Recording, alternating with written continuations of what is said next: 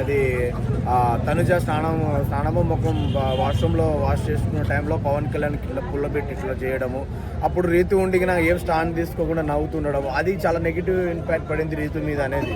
అంటే చిన్న చిన్న దానికి హైలైట్ చేసిన తను ఈ రీతు ఈ ఒక్క విషయాన్ని ఎందుకు వదిలేసిందని చెప్పేసి నెగిటివ్ ఇంపాక్ట్ 2 days ఓటింగ్ వల్లనే ఈరోజు బయటికి రావాల్సి వచ్చింది అనిపించింది.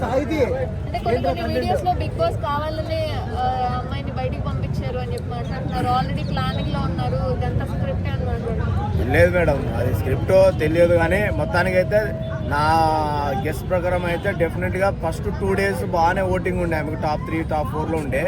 సడన్గా లాస్ట్ ఈ ఇష్యూ ఏదైతే ఉందో టెలికాస్ట్ చేయలేదు, టెలికాస్ట్ చేసినా బాగుండేది అనిపించింది. దాన్ని కట్ చేసాడు, అది ఇన్స్టాగ్రామ్లో ఆడేట బాగా వైరల్ అయ్యి అది రీతు మీద బాగా ఇంపాక్ట్ పడింది అనిపించింది నాకు.